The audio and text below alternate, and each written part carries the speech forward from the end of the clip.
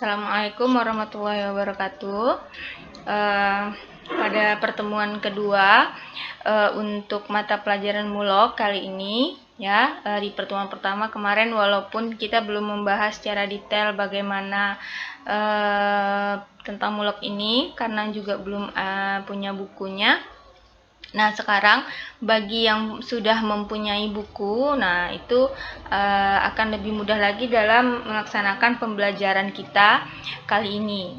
Seperti itu. Ya, jadi di sini Ibu akan menjelaskan tentang cara membaca resep. Nah, ya, jadi hari ini kita sudah langsung mencoba mempraktekkan untuk membaca resep. Nah, sebelumnya sudah Ibu katakan bahwa sinonim dan bahasa Latin ini digunakan untuk membantu memudahkan kita dalam memahami perintah yang ada di dalam resep. Nah, jadi untuk itu kita harus mempelajari bagaimana cara membaca bahasa Latin dan sinonim dan apa saja yang terdapat di dalam sinonim dan bahasa Latin tersebut. Nah, di sini Ibu sudah memberikan contoh. Nah, ini juga Ibu jadikan sebagai soal latihan kalian untuk hari ini. Ada 3 contoh resep yang ada di sini. Ya, Ibu sudah juga kirimkan ke Google Classroom. Nah, di sini ada 3 contoh resep, ya, yang akan Ibu bahas di sini, yaitu resep pertama, ya. Nah, bagaimana sih cara membaca resep, memudahkan kita dalam membaca resep? Nah, karena kita mempunyai buku ini, jadi akan sangat lebih mudah dalam membaca resep. Nah, pertama, di sini tercantum ada resipe katanya. Ya, resipe. Ada R, maksudnya salah, R ya, ada R. Nah, R di sini, nah, apa artinya? Silahkan dicari di buku bahasa Latinnya pada abjad R, seperti kalian mencari pada kamus, ya, seperti itu. Nah, silakan dicari pada abjad R. Nah, ketemu ya. Nah, di sini di abjad R ternyata R itu artinya kepanjangannya adalah resipe, artinya adalah ambillah. Nah, berarti dijabarkan di sini resepnya. Ya. R kepanjangannya recipe atau resipe, ya, Pak, cara membacanya resipe, ya. Kemudian ambillah artinya. Nah, itu baru untuk R. Nah, kemudian kita masuk ke sini, ya. Ini adalah zat aktif atau obat yang akan kita racik, ya. Nah, paracetamolum. Nah, di mana mencarinya? Mencarinya di buku sinonim, ya. Silahkan dibuka buku sinonimnya. Dicari di situ paracetamolum. Nah, ternyata ada di sinonim nomor 1, ya. Nah, seperti yang sudah Ibu sebutkan sebelumnya, di sini ada berbagai macam tulisan dan ini menunjukkan nama resmi, sinonim, khasiat dan sediaan dari zat-zat ini, zat-zat yang tertulis di dalam buku ini. Nah, pertama, acetaminophenum atau paracetamolum itu yang bercetak tebal, ya. Nah, huruf yang bercetak tebal itu adalah nama resmi. Apa itu nama resmi? Nama resmi adalah nama yang terdapat pada buku farmakope.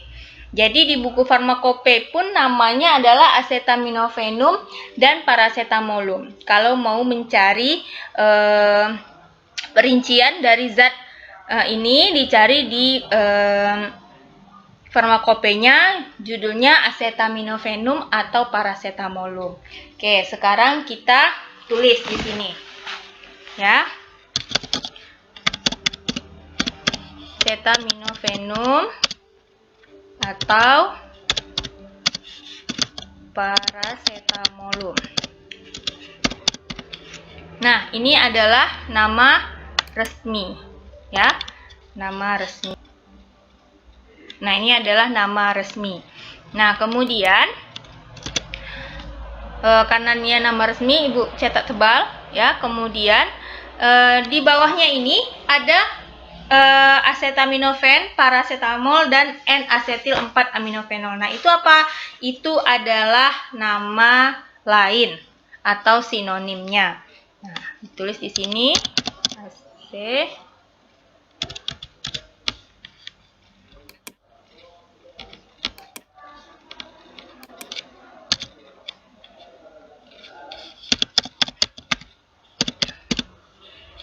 acetaminophen, kemudian paracetamol,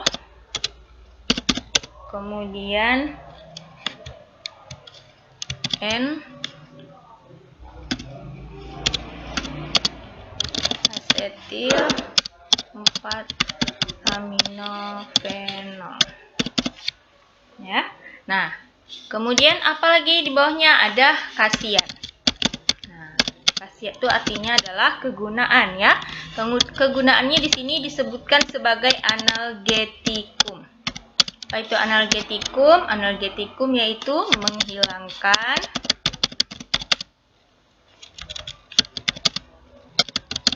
rasa sakit atau nyeri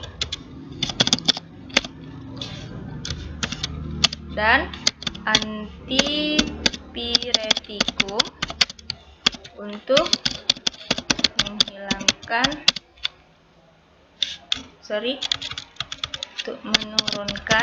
panas. Nah, kemudian di bawahnya ada sediaan. Nah, sediaannya ada erlamol tablet. Nah, yang di dalam kurung itu ya Erela katanya kan. Nah, yang di dalam kurung ini adalah nama pabrik yang memproduksi obat tersebut ya. Nah, jadi erlamol ini diproduksi oleh pabrik Erela seperti itu. Nah, contohnya lagi di sini adalah Panadol.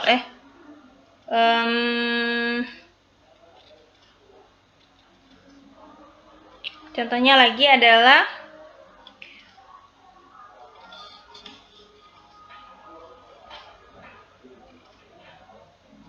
Otopan tablet. Otopan tablet, sirup atau drops ya. Nah, ini dari pabrik Oto. Nah, jadi yang berada di dalam kurung itu adalah nama pabrik yang memproduksinya. Nah, itu. Nah, ini karena contoh, jadi Ibu hanya tunjukkan beberapa saja, ya. Nah, nanti kalian pada saat mengerjakan latihan itu sediaan ditulis seluruhnya, seperti itu ya, paham ya? Sediaan itu ditulis nanti seluruhnya, ya, seperti itu. Nah, kemudian ada lagi laktosum. Nah, laktosum di bawahnya ya, agak dijarakkan sedikit supaya bisa terlihat perbedaannya. Oke, ini tadi resipe ya. Oke, nah ya, ini laktosum. Laktosum ini nanti kalian silahkan cari sendiri di bukunya ya, penjelasannya dan lain sebagainya. Nah, Ibu akan membantu lagi untuk penjelasan perintahnya. Nah, ini ya. Nah, ini yang ada di sini ya. Ini adalah perintah resep. Ya. Perintah resep. Nah, jadi bagaimana cara membaca perintah resep? Perintah resep ini ditulis dengan bahasa Latin ya. Jadi, untuk mengetahui perintah resep apa yang harus kalian kerjakan pada resep ini, nah kalian harus memahami dulu arti dari perintah yang ada pada resep tersebut. Ya. Nah, kemudian kalian cari di bukunya, di buku bahasa Latinnya seperti itu ya. Nah, sekarang kita langsung saja. Di situ ada MF kan? MF, silahkan dicari di buku bahasa Latinnya apa itu MF di abjad M ya. M adalah misefak. Misefak. Nah, apa artinya? Artinya campur dan buatlah. Seperti itu ya. Misefak, campur dan buatlah. Nah, katanya ya. Kemudian apa lagi di situ? Pulf. Ya. Campur dan buatlah. Pulf. Nah, pulf di sini itu ada dua. Ada pulvis dan pulveres ya. Nah, pulvis artinya serbuk, pulveres artinya serbuk terbagi-bagi. Nah, di sini berarti dia menyuruh kalian membuat yang mana? Nah, pulvis itu biasanya digunakan untuk membuat obat bedak tabur ya. Nah, kalau di sini itu zatnya adalah untuk membuat obat serbuk terbagi-bagi. Berarti di sini artinya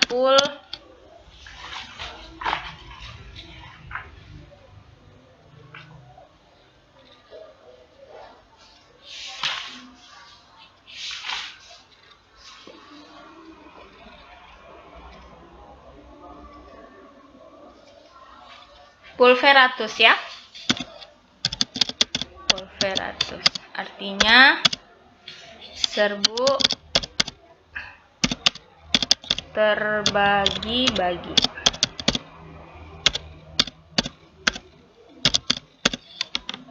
Pulveratus atau pulveres. Kepanjangannya ya, kepanjangan dari pulveratus atau pulveres artinya serbuk terbagi-bagi. Berarti katanya campur dan buatlah pulveratus atau serbuk terbagi-bagi. Nah, kemudian apalagi katanya di situ ada DTD. Nah, DTD. Apa arti DTD? Kepanjangan DTD adalah Thales dosis. Nah, ini silakan kalian cari di buku bahasa Latinnya di abjad D. Ya, cara mencarinya sama seperti kalian membuka kamus seperti itu.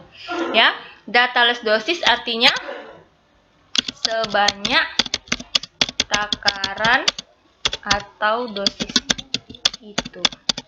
Nah ya, jadi campur dan buatlah serbuk terbagi-bagi sebanyak atau dosis, sebanyak takaran atau dosis itu. Ya, nah kemudian, nah no itu itu kepanjangannya adalah numero, artinya jumlah ya, dengan jumlah gitu ya. Nah, sekian ya. Kemudian ada lagi S ya, parti S. S artinya signa. Kepanjangannya adalah signa, artinya tandailah. Ya. Kemudian di situ 3 DD ya. Apa itu DD? DD kepanjangannya adalah DDY, artinya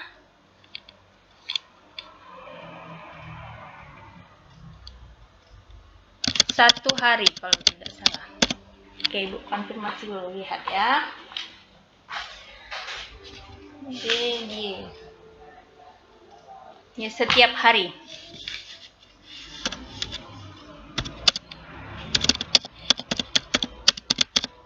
Nah, setiap hari.